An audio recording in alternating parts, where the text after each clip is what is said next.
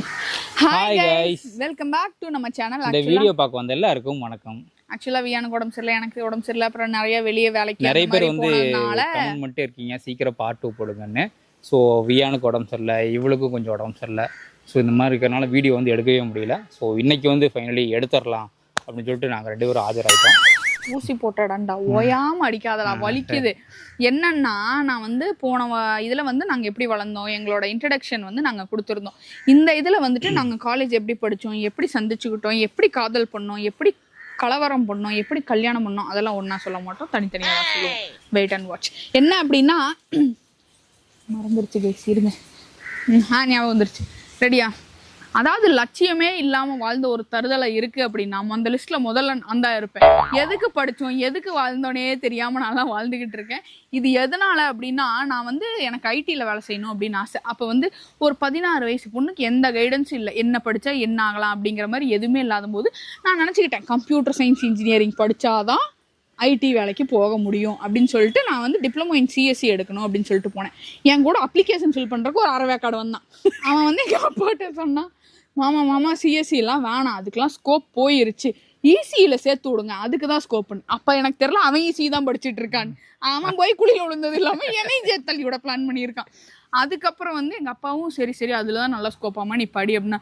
அப்ப எனக்கு தெரியாது அது ஸ்கோப் இல்லாது, எனக்கு வைக்கப்புற ஆப்பு அப்படின்னு. சரி நானும் வந்து போயாச்சு. போனோடனே ஃபர்ஸ்ட் இயர்ல வந்து எனக்கு எல்லாம், அது வரைக்கும் நான் கோ எஜுகேஷன் படிச்சது இல்லை. 5th வரைக்கும் மெட்ரிக் படித்தேன். 5th மேலே ஸ்டேட் போர்ட் கேர்ள்ஸ் ஸ்கூல் போயிட்டேன். அது வரைக்கும் கோ எஜுகேஷன் நான் படித்தது. கோ எஜுகேஷன் அப்படிங்கும்போது ரொம்ப புதுசாக இருந்துச்சு, கொஞ்சம் பயமாகவும் இருந்துச்சு. என்னடா அப்படின்ட்டு. என் கிளாஸ்ல வந்து 6 பொண்ணுங்க 60 பசங்க. அப்போ மொத்தமா 60 பேரு, அதுல வந்துட்டு 6 மட்டும்தான் பொண்ணுங்க. அந்த மாதிரி இருந்துச்சு. அப்போ வந்து எல்லாருக்கும் ஆள் இருக்கும், பாய் ஃப்ரெண்ட் வெளியே இருக்கும், கிளாஸ்குள்ளேயே இருக்கும், அந்த மாதிரி இருக்கும். நான் மட்டும் எனக்கு மட்டும் ஒண்ணுமே இல்லாம இருக்கும். என்னடா இது வாழ்க்கை நம்மளுது, நம்ம தான் இருக்கிறதுலே சப்ப மூஞ்சி சர்மிளா போல, நம்மளெல்லாம் எவனும் பார்க்க மாட்டான் அப்படின்னு சொல்லிட்டு எனக்குள்ளேயே ஒரு தாழ்வு மனப்பான்மை இருந்துட்டே இருக்கும். ஒரு 16 வயசு பொண்ணுக்கு சுத்தி இருக்க எல்லாருக்கும் கேர்ள் ஃப்ரெண்ட் இருந்து பாய் ஃப்ரெண்ட் இருந்து நம்மளுக்கு வந்துட்டு இல்லை அப்படிங்கும்போது நம்மளுக்கு எப்படி இருக்கும்? நான் தான் மொக்க போல அப்படின்னு சொல்லிட்டு ஒரு மாசம் போச்சு. என் கிளாஸ்லயே ஒரு பையன் வந்து நான் ப்ரப்போஸ் பண்ணான். விடுவனா நான், கிடைச்சதுடா சான்ஸ், என்னையும் ஒருத்தர் ப்ரப்போஸ் பண்ணிட்டான் அப்படின்னு சொல்லிட்டு ஆர்வக்குளர். அவன் எப்படி, அவனுக்கு ஆள் இருக்கா இல்லையா அதெல்லாம் எதுவுமே இல்லை. ஓகே எனக்கும் ஓகே அப்படின்னு சொல்லியாச்சு. என்னை பொறுத்த வரைக்கும் அந்த பீரியட்ல அதுதான் ரிலேஷன்ஷிப். அப்ப எனக்கு தெரியாது என் பக்கத்துல உட்காந்துட்டு இருக்க பொண்ணு அவன் கேர்ள் ஃப்ரெண்டு தான் அப்படின்னு. அவன் வந்து அவனுக்கு குறைஞ்சது ஒரு 16 கேர்ள் ஃப்ரெண்ட் இருந்திருக்கும், அந்த மாதிரி ஒருத்தவன். அதுக்கப்புறம் வந்து லேட்டரா எனக்கு அது ஃபர்ஸ்ட் இயர் எண்டில் தான் தெரிய வந்துச்சு. அதுக்கப்புறம் வேண்டாம், இதெல்லாம் நம்ம படிக்க வந்திருக்கோம், படிக்கிற வேலையை மட்டும் சாத்திட்டு பார்ப்போம் அப்படிங்கிற மாதிரி நான் ஃபர்ஸ்ட் இயர்ல வந்துட்டு வேண்டாம் அப்படிங்கிற மாதிரி சொல்லிட்டு நம்ம வந்து செகண்ட் இயர் போறோம். செகண்ட் இயர் போகும்போது ஐடிஐ முன்னாடி முடிச்ச பசங்களெல்லாம் லேட்டரல் என்ட்ரின்னு போடுவாங்க. 12th ஐடிஐ 2 முடிச்சவங்களே போடுவாங்க. அதுல இது எந்த கேட்டகரியில் உள்ள வந்துச்சுன்னு தெரியல, என் கிளாஸ்க்குள்ள வந்துருது. அப்போ நான் வந்து அங்கே லேட்டர் என்ட்ரியில் வந்து ஜாயின் பண்ணேன். நான் ஜாயின் பண்ணும்போது நான் முன்னாடியே வந்து வேலைக்கு போயிட்டு ஒரு 4 வருஷம் வேலை செஞ்சுட்டு இருந்தேன். ஐடிஐ முடிச்சுட்டு அதுக்கப்புறம் தான் போய் ஜாயின் பண்ணியிருந்தேன். அப்போ தான் இவ்வளோ வந்து பார்த்தேன். அப்போ வந்து என்னாச்சு அப்படின்னா, ஒரு 7 பசங்களோ 8 பசங்களோ ஜாயின் பண்ணாங்கன்னு நினைக்கிறேன், எனக்கு கரெக்டாக ஞாபகம் இல்லை. அப்போ கிளாஸில் 6 பொண்ணு இருப்பாங்கல்ல, சும்மா ஓட்டுறக்கு இவன் ஆளு அப்படிங்கிற மாதிரி ஓட்டுறக்கு வந்துட்டு அப்படி வச்சுட்டாங்க. கடைசியில் 2 பசங்க தான் மிச்சம் இருந்தாங்க, ஆல்பர்ட்னும் இன்னொரு பையன் மலையாளி. அவன் பேசுறது எனக்கு புரியாது, நான் பேசுறது அவனுக்கு புரியாது. அவனை வச்சு எப்படி நான் கிண்டல் பண்ணுறதுன்னு சொல்லிட்டு நானே வாலண்டியராக நான் ஜோஸ் எடுத்துக்கிறேன். எனக்கு தெரியாத அப்போ வாழ்க்கை பூரா எனக்கு அந்த ஒரு ஆப்ஷன்லேயே முடிஞ்சிடும் அப்படிங்கிறது. அதுக்கப்புறம் வந்து காலேஜ் போச்சு. செகண்ட் இயர் வந்து ஓகே திருந்திடலாம், ஃபர்ஸ்ட் இயரோட இதெல்லாம் முடிஞ்சிச்சு, விளையாட்டுலாம் விட்டு. ஃபர்ஸ்ட் இயர்ல ஆக்சுவலாக நான் அரியர் வைக்கல, இதெல்லாம் முடிஞ்சிச்சு, ஓகே நம்ம செகண்ட் இயர்ல படிக்கிறோம் அப்படின்னு வீரவசனம் பேசிட்டு காலை உள்ள எடுத்து வச்சா அப்ப தெரியாது அவனுங்க தான் எனக்கு ஆப்பே வைக்க போறானுங்க அப்படின்னு. சுத்தமா எதுவுமே புரியாது. லைக் எப்படி சொல்றது, ஒரு பேசிக் தெரிஞ்சாதானா அந்த இதுவே நம்ம பண்ண முடியும். எடுத்தோன்னே இதுதான் எலக்ட்ரானிக்ஸ், ரெசிஸ்டர் அப்படி, கெப்பாசிட்டர் அப்படிமானுங்க. அப்படின்னா என்னடா அதை முதல்ல சொல்லுங்கடா அப்படின்னு இருக்கு. எனக்கு அதெல்லாம் தெரியாது. கெப்பாசிட்டர்ல எவ்வளவு கரண்ட் போகும், இந்த ரெசிஸ்டர்ல எவ்வளவு கரண்ட் போகும், இந்த கலர் வச்சு இந்த ரெசிஸ்டர் எவ்வளவு இதுன்னு சொல்லு அப்படிமானுங்க. நம்ம முழிச்சிட்டு இருப்பேன். அப்படின்னா என்னடா எனக்கு தெரியாதேடா அப்படின்னு. அனீஷ்னு ஒரு சார் இருப்பாரு எங்க கிளாஸ்ல, அவருக்கு என் மேல என்ன காண்டுன்னு தெரியாது. போர்ட்ல ஏதாவது சர்க்கியூட் வரைவார். வரைஞ்ச உடனே ஃபர்ஸ்ட் பெஞ்ச்ல ஃபர்ஸ்டா நான் உட்காந்துட்டு இருப்பேன் அப்படின்ட்டுருவாரு. இதுல எவ்வளவு கரண்ட் போகும், 10,000 வாட்ஸ் சார் உன் தலை அப்படின்னு. கடைசியில எல்லாத்தையும் எழுப்பும். அப்படியே கை இப்படி எல்லாம் கொண்டு சுத்துவார். யோ ஃபர்ஸ்ட் பெஞ்ச்ல தான் இருந்தேன் இப்படின்றது நான் எந்திரிச்சிருப்பேன், அதுக்கு எதுக்கு சுத்தி வர, எல்லா பீரியடும் நிப்பேன் இல்ல. அவர் வந்தாருனாலே இவளை எழுச்சி விட்டுருவாரு. அந்த மாதிரி தான் போயிட்டு இருக்கோம். மேக்ஸிமம் ஸ்டாஃப்ஸ் வந்து ஸ்டாஃப் எல்லாருமே சொல்ல முடியாது, ஒரு சில ஸ்டாஃப்ஸ்லாம் வந்து என்னை கேள்வியே கேட்க மாட்டாங்க, எல்லாத்தையும் எழுப்புவாங்க, என்னை எழுப்ப மாட்டாங்க. ஏன்னா நான் சொல்லிடுவேன், ஏன்னா அப்போ வந்து படிக்கணும் அப்படிங்கிற ஒரு வெறியோட. அவருக்கு வந்து பேசிக் தெரியும். பேசிக் எனக்கு தெரியும், ஏன்னா ஐடில படிச்சுட்டு வந்தனால பேசிக் எனக்கு தெரியும். எனக்கு வந்து பேசிக்னா என்னன்னே தெரியாது. ரெசிஸ்டர்னா முதல்ல என்னன்னு சொல்லுங்கடா, அப்புறம் அதுல எவ்வளவு கரண்ட் போகும்னு நான் சொல்றேன் அப்படின்ற மாதிரி இருக்கும். அப்போ வந்து ஐயோ, அவர் வந்து நீ ரொம்ப ப்ரெஷரைஸ் பண்ற மாதிரி இருக்கும். ஒரு 60 பசங்களுக்கு முன்னாடி ஓயாம எழுப்பி ஒரு பொண்ணு அவமானப்பட்டே இருந்தா எப்படி இருக்கும்? கிளாஸ் பசங்களே சிரிப்பானுங்க, அந்த மாதிரிதான் கேவலமா இருக்கும். ஆனா கண்டுக்க மாட்டேன். அப்படி ஒரு ஆவரேஜ் ஸ்டூடெண்டா தான் போயிட்டு இருந்துச்சு. அதுக்கப்புறம் வந்துட்டு அந்த செமஸ்டர்ல பெருசா படிக்கணும் அப்படிங்கிற இதே போச்சு. ஒரு படிக்கணுங்கிறது உள்ள வந்தோடனே கண்டினியூஸா ஒரு இன்சல்ட் இருந்துட்டே இருக்கு. அது விளையாட்டுத்தனமா இருந்தாலும் கண்டினியூஸா வாங்கிட்டே இருக்கும். அப்படிங்கும்போது வந்துட்டு என்னடா அவ்வளவுதான் அப்படிங்கிற மாதிரி ஆயிருச்சு. அந்த செமஸ்டர்ல மட்டும் 2 அரியர் வச்சேன். ஒன்று வந்து அந்த சாரோட ப்ராக்டிக்கல், இன்னொன்று வந்து சி ப்ரோக்ராமிங்கில் அரியர் வச்சேன். அங்கே மிகப்பெரிய சந்தோஷம் என்னன்னா, இவ்வளோ தற்பெருமை பீத்திக்கிற ஆல்பட்டும் அந்த சி ப்ரோக்ராமிங்கில் அரியர் வச்சார். எனக்கு மனசெல்லாம் குளிர்ந்து போச்சு அப்படிங்கிற மாதிரி. கிட்டத்தட்ட 40 நான் வச்ச ஒரே அரியர்னா அது ஒண்ணுதான், சி ப்ரோக்ராம். கிட்டத்தட்ட 60 பேர்த்துல 20 பேரும் என்னமோ தான் பாஸ்ன்னு நினைக்கிறேன். அதுல எல்லாத்துக்குமே அரியர் இருந்துச்சு. அதுல ஓகே அப்படின்னு சொல்லிட்டு 4th செமஸ்டர் போச்சு. அப்ப இருந்து நான் அரியர் வைக்கல. அப்ப இருந்து திருப்பி வந்து படிச்சு ஒரு 70% எடுத்து பாஸ் பண்ணிடுவேன். அந்த மாதிரியே போயிட்டு இருந்துச்சு.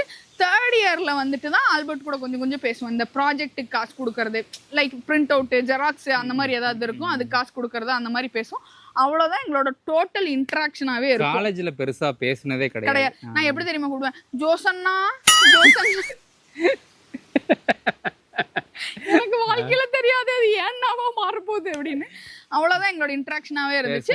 திருப்பி ஃபைனல் இயர் போறோம். ஃபைனல் இயர் போகும்போது என் வாழ்க்கையில நான் நினைச்சே பார்க்க முடியாத அளவுக்கு என் மண்டையில ஒரு இடி விழுந்துச்சு. அந்த பொண்ணு வந்து மோசம் அப்படின்னு சொல்லிட்டு என் மேல ஒரு கேரக்டர் அசோசியேஷன் வைக்கப்படுது. நான் அந்த பொண்ணு வந்து தப்பானவ அப்படிங்கிற மாதிரி எனக்கு வந்துட்டு அடுத்து என்னடா பண்றது அப்படின்னு தெரியாம நான் காலேஜ்ல எல்லாரு கூடயும் கான்டாக்டை கட் பண்ணிட்டேன். இப்போ கூட நான் எனக்கு காலேஜ் ஃப்ரெண்ட்ஸ் அப்படின்னு யாருமே கிடையாது. நான் யாரு கூடயும் பேசவும் மாட்டேன். அதுக்கப்புறம் ஆல்பர்ட் என்ன எப்படி பார்த்தாரு என்ன அப்படிங்கிறதுலாம் ஆல்பர்ட் சொல்லுவார். நான் ஃபஸ்ட்டு எப்போ பார்த்தேன்னா, நான் அதான் காலேஜ் ஜாயின் பண்ணும்போது ஜாயின் பண்ணிட்டேன். ஒரு ஒரு ஒரு பதட்டம், ஒரு பயத்தோடு தான் காலேஜுக்கு போனேன். ஏன்னா ரொம்ப வருஷம் கழிச்சு படிக்க போகிறோம், நம்ம போய் உட்கார முடியுமா, நம்மளால் இத்தனை வேலை செஞ்சுட்டு இருந்தோம் அப்படின்னு அப்படியே யோசிச்சிட்டே வந்துட்டுருக்கேன். எங்கடா இருக்குது கிளாஸு அப்படின்னு கேட்டு வந்துட்டுருக்கிறேன். கிளாஸுக்கு முன்னாடி வந்து ஒரு சின்னதாக ஒரு 3 ஸ்டெப்பு இருக்கும். அது நேரம் கீழே படிக்கட்டெலாம் இருக்கும். அந்த படிக்கட்டில் ஏறி வந்து இப்படி திரும்புகிற இடத்துல ஒரு 3 ஸ்டெப்பு இருக்கும். அங்கே ஒரு புள்ள உட்காந்து பிஸ்கட்டை மொக்கிட்டு இருக்குது. வேறு யாரும் இல்லை, இப்போ தான் பிஸ்கட் தின்னுட்டு இருக்கிறா உட்காந்து. சரி அப்படியே பாட்டு அப்படியே உட்காந்து நான் போயிட்டேன். எங்க கிளாஸ் இருக்கு அப்படின்னு சொல்லி பாட்டு போனா. ஆல்பர்ட்டுக்கு நேத்து என்ன சாப்பிட்டோங்கிறது ஞாபகத்துல இருக்காது. நான் 5-10 வருஷத்துக்கு முன்னாடி பிஸ்கெட் தின்னது இன்னும் ஞாபகத்துல இருக்கும். அப்புறம் நான் அப்படியே உள்ள போயிட்டேன், கிளாஸுக்கு போயிட்டேன். போய் உட்காந்துட்டு இருந்தேன். என் கூட சிவான்னு ஒருத்தர் இருப்பா, அவதோட கம்பெனி. அவன்லாம் மித்தசோடு தாங்க இருப்பான் மொத்தமாவே. அவன்லாம் என்னை மிரட்டுவான். அவன் இப்படி வச்சுட்டே போன் பேசிட்டு இருப்பான். அந்த அனி சார் அதை கண்டுபிடிக்க மாட்டாரு. ஃபர்ஸ்ட் பெஞ்சில் நான் இப்படி உட்காந்துட்டு இருப்பேன். என்னதான் நான் திருப்பி அவர் அந்த வழியாவே நடப்பாரு. அவன் போனை காதில் வச்சு நான் இப்படி திரும்பி பார்த்தேன்னு வச்சுக்கோ அப்படிமா, டேய் நீ எல்லாம் மிரட்டுற மாதிரி இருக்கு பாரு என் நிலைமை அப்படிங்கறத நினைச்சு நான் திரும்பி உட்காந்துக்கேன். ஒரு ஃபன்னா தான் போயிட்டு. அதான் அது எப்படி போச்சுன்னா, எங்களுக்குள்ள வந்து காலேஜ்ல பெருசா நாங்க பேசிக்கிட்டே கிடையாது. காலேஜ் முடிஞ்சதுக்கு அப்புறம் தான் வந்து நாங்க பேசினோம். அதுவும் காலேஜ் முடிஞ்சதுக்கு அப்புறம் ஃபேஸ்புக்கில் வந்து மியூச்சுவல் ஃப்ரெண்ட் காட்டிகிட்டே இருக்கும். ரொம்ப வருஷமாக ஒரு ஐடி காட்டிகிட்டு இருந்துச்சு. ஐடி சொல்லலாமா? அந்த ஐடியெல்லாம் இருக்காது. ஐடியெல்லாம் இல்லை, ஜனனின்னு சொல்லி பேர் வச்சிருந்தாங்க. ஏன்னா எனக்கு மணிமேகலைங்கிற பேர் பிடிக்காதுங்க. இப்போ வரைக்கும் எனக்கு பிடிக்காது. எனக்கு வேற யாரோட எல்லா நம்ம கிளாஸில் இருக்கவங்களோட மியூச்சுவல் ஃப்ரெண்ட் தான் காட்டிட்டு இருக்கு. யாரும் சொல்லி ரிக்வஸ்ட் கொடுத்து அக்செப்ட் பண்ணிட்டேன். அப்புறம் சரி யாரும் தெரிஞ்சுக்கலாம்னு சொல்லிட்டு ஹாயின் மெசேஜ் போட்டேன். நான் தான் ஹாயின் ஃபர்ஸ்ட் மெசேஜ் பண்ணேன். ஏன் அப்படின்னா இது வந்து ஒரு படிப்பாளி, அறிவாளி. அப்பதான் சொன்னேன்ல எனக்கு வந்துட்டு ஒரு இந்த பொண்ணு தப்பான. 3rd இயர்ல நான் தான் கிளாஸ் ரெப். ஏன்னா நான் படிப்பேன் அப்படின்னு சொல்லி என்னை கிளாஸ் ரெப்பா போட்டாங்க. அதனால நான் வேணாம் தான் சொன்னேன், சார் தான் கேட்கல. சரி சொல்லு சொல்லு சொல்லு. இல்ல உன் தற்பெருமை வச்சிருக்கேன். அதுக்கப்புறம் வந்துட்டு என்னாச்சுன்னா 3rd இயர் முடிச்சுட்டு நான் தான் மெசேஜ் பண்ணேன். என்னன்னு மெசேஜ் பண்ணேன் அப்படின்னா ஹாய் அப்படின்னு மெசேஜ் பண்ணேன். மெசேஜ் பண்ணோடனே ஹூ ஆர் யூ அப்படின்னு கேட்டார் இவரு.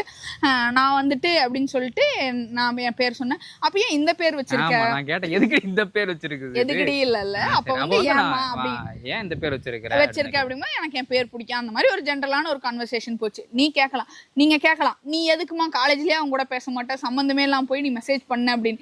இது ஒரு அறிவாளி, இது ஒரு சயின்டிஸ்ட், இது ஏதாவது நல்ல கம்பெனிக்கு வேலைக்கு போயிருக்கோம் படிச்சு முன்னேறி, நம்மளும் ஏதாவது பண்ண சொல்லி ஏதாவது ரெஃபரன்ஸ் கிடைச்சதுன்னா நம்மளும் வேலைக்கு போகலாம் அப்படிங்கிற ஒரு நல்ல எண்ணத்துல இந்த பையனுக்கு நான் மெசேஜ் பண்ண பத்தி என் புத்தி செருப்பு கட்டி என்ன அடிச்சுக்கணும். 2 பேருமே வேலை இல்லாம ஊர் சுத்தினதுதான் மிச்சம். அப்போ வேலைக்கு போகலாம், இன்டர்வியூ வந்து எதாவது இருந்துச்சுன்னா சொல்லுன்னா சரி ஓகே. நானும் 2-3 இன்டர்வியூ கூப்பிட்டு போனேன். அப்பதான் வந்து பேச ஆரம்பிச்சேன். அதுக்கப்புறம் வந்து மணிக்கணக்கா பேசுவோம், Facebookலயே சாட் பண்ணிட்டே இருப்போம், சாட் பண்ணிட்டு. இல்ல இவ கூட பேசுறது வந்து ரொம்ப கம்ஃபர்ட்டா இருக்கும், ரொம்ப ஒரு பழகின ஒரு பொண்ணு கூட பேசுற மாதிரி தான் எனக்கு இருந்துச்சு. அப்புறம் நான் அப்படியே பேசிட்டே இருப்பேன். அது இல்லாம இப்ப எப்படி கவுண்டர் போட்டிருக்காரு அப்பயும் அதே மாதிரி ஏதாவது சிரிக்க வச்சுட்டே இருப்பா, ஜாலியா இருக்கும் பேசுறது. அப்ப வந்து ஆல்பர்ட் எப்படி இருப்பாருன்னா, Facebook வந்து அப்ப வந்து ஆப்லாம் கிடையாது, இந்த இது மாதிரி இருக்கும், லைக் எப்படி சொல்றது, அந்த வெப்சைட் மாதிரி இருக்கும். அந்த மாதிரி இப்போ ஒரு போன், குட்டி போன், அதுல மறுபடியும் ஒவ்வொரு வாட்டி உள்ள போகும்போது புதுசா சுத்தி உள்ள போகும்.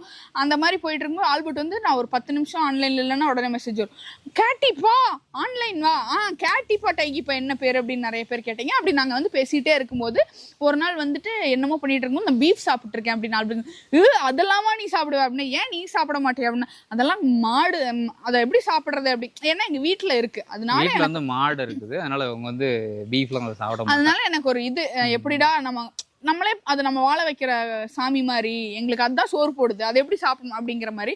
அப்போ வந்து நீ என்னதான் சாப்பிடுவேன் அப்படின்னு ஆல்பர்ட் கேட்டா, சிக்கன் மட்டன் மீன் இது மட்டும் தான் சாப்பிடுவேன் அப்படின்னு. அப்போ ஆல்பர்ட் வந்து இதெல்லாம் பூனை தான் சாப்பிடுவோம், நான்லாம் புலி அப்படின்னு சொல்லிட்டு நான் வந்து எது கிடைச்சாலும் சாப்பிடுவேன். அப்போ வந்து நான் வந்து பூனை, ஆல்பர்ட் வந்து பூனை, கேட்டி டைகி அப்படின்னு ஆனது எங்க பேரு. அதான் நிறைய பேர் கேட்டிருந்தாங்க எங்கடா அந்த டாட்டூக்கானா, கேட்டி டைகி. அதுக்கப்புறம் வந்து காலேஜ் முடிச்சு ஒரு 1 இயர் லைக் ஜூலை வரைக்குமே நாங்க இப்படிதான் பேசிப்போம். என்னப்பா ஒரு ஃப்ரெண்ட்லியான ஒரு இதுதான் போயிட்டு எங்க 2 பேர்த்துக்குமே பிடிச்சிருந்துச்சு. பட் நாங்க 2 பேருமே வெளியே சொல்லிக்கவே இல்லை, இப்படியே போயிட்டு இருந்துச்சு. ஒரு நாள் வந்து ஆல்பர்ட் கிட்ட இருந்து மெசேஜ் வந்துருச்சு, ஐ லவ் யூ, எனக்கு உன்னை பிடிச்சிருக்கு அப்படிங்கிற மாதிரி ஏதோ வந்துருச்சு. இப்போ எப்படின்னா ஒரு பொண்ணுகிட்ட வந்து கொஞ்சம் ரொம்ப கம்ஃபர்டபுளா இருக்கும்ல உங்கள்கிட்ட பேசுறது. நான் உன்னை வந்து ஒரு அப்படி இமேஜின் பண்ணல, என்னோட பொண்டாட்டி அப்படிங்கிற இதை தாண்டி என்னோட ஃப்ரெண்டு மாதிரி தான் நீ இருப்ப. அது ரொம்ப நல்லா இருக்கும். என் கூடயே இருப்பா, சிரிக்க வச்சுட்டே இருப்பா, நிறைய சப்போர்ட் பண்ணுவா. நான் வந்து நிறைய வெளிப்படையாக ஒரு சில விஷயங்கள்லாம் போய் கேட்க மாட்டேன், இவ அதெல்லாம் யோசிக்கவே மாட்டா. இப்போ போய் ஒரு கடைக்கார்ட்ட சிம்பிளாக சொல்லணும் அப்படின்னா இது எல்லா பொண்ணுங்களும் பண்ணுறது தான். ஒரு 200 ரூபா இருக்கிற பொருளை போய் தைரியமாக போய் 50 ரூபாய்க்கு கேட்பாங்கல்ல, அந்த கேரக்டர் இவ. ஒரு அவங்களும் 100 ரூபாய்க்கு கொடுத்துருவாங்க அந்த பொருளை. ஆனால் நம்ம 200 ரூபாய்க்கு கேட்டோம்னா 200 ரூபாய் தான் வாங்கிட்டு வருவோம். அந்த மாதிரி ஒரு கேரக்டர். ஸோ என்னடா எப்படி இருக்கிறா அப்படின்னு. அப்ப நாங்க வந்து ஒரு 4-5 மாசம் வந்து ஒரு ராத்திரி பகல் விடாம சாட் பண்ணுவோம். லைக் எங்களுக்கு வந்து அது ரொம்ப ஆசை, அது ஒரு புக் போட்டு வைக்கணும் அந்த சாட் அப்படின்னு சொல்லிட்டு. பட் அது கதை, அது அடுத்து வரும். அப்படி வந்து ராத்திரி பகல் விடாம பேசிட்டே இருப்போம், அந்த மாதிரி போயிட்டே இருக்கும். லைக் ரொம்ப ஒரு ஃப்ரெண்ட்லியா ஒரு ஜாலி, எப்பவுமே காமெடி அந்த மாதிரி போயிட்டே இருக்கும். ஆல்பர்ட் வந்து படுத்துட்டு வீட்டுல சரி, இவங்க அம்மா வந்து நான் போன் பேசும்போதே திட்டி நான் கேட்டிருக்கேன், என்னடா பைத்தியக்கார மாதிரி எப்ப பார்த்தாலும் பல்ல காட்டிட்டே சுத்துற அப்படிங்கிற மாதிரி திட்டுவாங்க. ஏன்னா கவுண்டர் போட்டுட்டே இருப்பா. இப்ப எப்படி இதுலதான் ஃப்ளோவா பேசுறா பாத்தீங்களா, ஷார்ட்ஸ் எல்லாம் வீடியோல ஏதாவது அதுக்கு இதுக்கும் சம்மந்தமே இருக்காது, ஆனா ஏதாவது பண்ணி சம்மந்தப்படுத்திக்குவா. அந்த மாதிரி பேசி சிரிக்க வச்சுட்டே இருப்பா. அப்போ வந்து ஒரு நாள் வந்து நான் மலைக்கோயில் இருக்கீங்க, அங்க வந்து எங்க ஃபேமிலியோட நான் போயிருந்தேன். அப்போ வந்து ஆல்பர்ட் வந்து காலேஜுக்கு டிசி வாங்க, ஏன்னா அந்த கோயிலுக்கு பக்கத்துல தான் எங்க காலேஜ், அதை தாண்டி தான் போனோம், கோயிலை தாண்டி தான் போனோம். அப்ப டிசி வாங்குறதுக்காக அங்க போயிருந்தாரு. அப்போ வந்து ஃபர்ஸ்ட் டைம் நாங்க அப்பதான் மீட் பண்றோம். லைக் நாங்க காலேஜ் முடிச்சு ஒரு 6 மாசமே ஆயிருக்கும். 6 மாசம் ஆனதுக்கு அப்புறம் லைக் ஃபர்ஸ்ட் டைம் அப்பதான் எங்க இருக்க அப்படின்னு கேட்கும்போது நான் இங்க இருக்கேன்டா கோயில்ல அப்படின்னு. ஏன் நானும் அங்கதாண்டி இருக்கேன், நான் வந்து பாக்குறேன் ப்ளீஸ் ப்ளீஸ். வீட்டுல எல்லாம் மாட்டணும்னா சங்காயிருண்டா. எங்க வீட்டுல வந்து ஜென்ரலி பாய்ஸோட ஃப்ரெண்ட்ஷிப்பே இருக்கக்கூடாது, அந்த மாதிரி ஒரு பையன் கூட பேசினாலே அவ வந்து அவ்வளவுதான் ஊதாரி அப்படிங்கிற மாதிரி.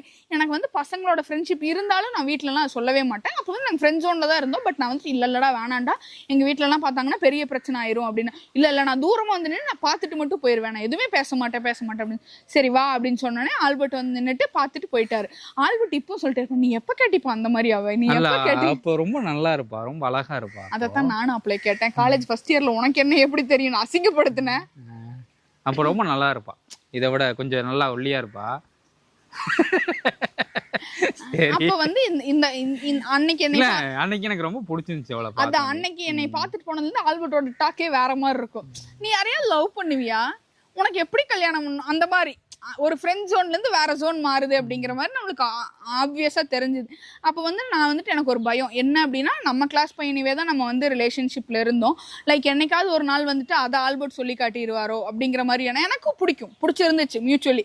ஆனா வேண்டாம், இன்னொன்று மற்றவங்க கிளாஸ்ல இருந்தவங்களுக்குலாம் தெரிஞ்சிருந்தா இவளுக்கு இதே தான் வேலை. ஏன்னா நம்மளை ஏற்கனவே ஒரு தப்பானவங்கிற பிம்பம் கிரியேட் பண்ணிட்டாங்க.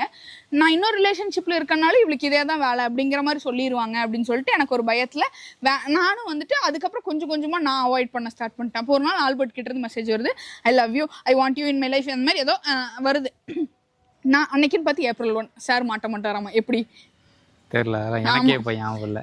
ஏப்ரல் நான் வந்துட்டு பிராங்க் தானே இன்னைக்கு April 1 தானே நான் ஏமாறுவேன்னு நினைச்சேன்னா ஆமா பிராங்க் தான் அப்படிங்கிற மாதிரி பல்ட்டி அடிச்சிருச்சு. ஆமா எப்படி கண்டுபிடிச்ச, செம்ம டேலண்ட் தான் உனக்கு அப்படிங்கிற மாதிரி. அப்புறம் எனக்கு தெரியும் அது சீரியஸா வந்த மெசேஜ். பட் நம்ம வந்து இப்படி கேட்டோன்னே ஆல்பர்ட் மாத்திட்டாரு அப்படின்னு சொல்லிட்டு அதுக்கப்புறம் வந்துட்டு அப்படியே போயிட்டே இருந்துச்சு. நான் வந்து கொஞ்சம் கொஞ்சமா என்னை வந்து ரொம்ப தூரம் இன்டர்வியூக்குலாம் எனக்கு ஊரே தெரியாது, பட் வேலைக்கு போகணும் அப்படிங்கிற ஆசை இருந்துட்டே இருக்கும். அப்ப நாங்க 2 இருந்தா இன்டர்வியூக்கு வந்து நான் கூப்பிட்டு போவேன். இவ ஏதாவது கம்பெனி போய் இது மாதிரி கம்பெனி இருக்கு அப்படின்னு சொல்லி சர்ச் பண்ணி அப்ளை பண்ணோம். இல்லைன்னா இன்டர்வியூ கூப்பிட்டுருக்காங்க, ஃபோன் பண்ணி பேசியிருப்பா, வர சொல்லியிருப்பாங்க. அப்போ தனியாக போக முடியாதுல்ல, தனியாக போகிறதுக்குலாம் உங்களுக்கு தெரியாது. அப்போ நான் வந்து கூப்பிட்டு போவேன். அப்போ கூப்பிட்டு போவோம் அப்படிங்கும்போது ஃபர்ஸ்ட் டைம் நாங்கள் பஸ்ஸில் போனோம். அப்போ வந்து நான் முன்னாடி சீட்டில் உட்காந்துட்டேன், ஆல்பர்ட் வந்து பின்னாடி சீட்டில் உட்காந்துட்டாரு. அது எங்கள் 2 பேத்துக்குமே மியூச்சுவலாக பிடிச்சிருந்துச்சு. அப்போ ஆல்பர்ட் வந்து இப்படி கூப்பிட்டு இருந்தா என்னப்பா அப்படின்னு நாங்கள் வந்து உட்காந்துக்கிட்டா அப்படின்னு, இதுல என்ன இருக்கு உட்காந்துக்க அப்படின்னு. பையனோட மூஞ்சில நீங்க பாத்துருக்கணுங்க.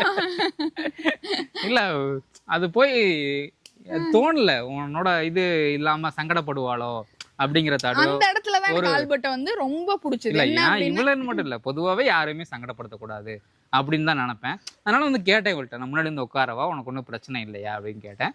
இல்ல வந்து உட்காரு அப்படின்னா அவர் தான் அப்படியே பட்டர்ஃப்ளைஸா இருந்துச்சு. அதுக்கப்புறம் என்ன நடந்துச்சுங்கிறத அடுத்த எபிசோட்ல சொல்றோம். ரொம்ப லென்த்தா போயிட்டு இருக்கு, எங்களுக்கே புரியுது. பட் கொஞ்சம் வந்து அட்ஜஸ்ட் பண்ணிக்கோங்க. இந்த வாட்டி எவ்வளோ சீக்கிரம் போஸ்ட் பண்ண முடியுமோ அவ்வளோ சீக்கிரம் நாங்கள் போஸ்ட் பண்ணிடுறோம். கண்டிப்பாக இந்த வீடியோ பார்த்துட்டு இருந்தீங்க ஃபுல்லாக அப்படின்னா ஒரு லைக் பண்ணிடுங்க. உங்களுக்கு ஏதாவது மெமரிஸ் இருந்துச்சு, ஐ மீன் உங்களோட லவ் மெமரிஸ் இருந்துச்சுன்னா அதையும் கமெண்ட் பண்ணுங்க. அடுத்த வீடியோவில் பார்க்கலாம். until then it's tata, bye bye from Jomas.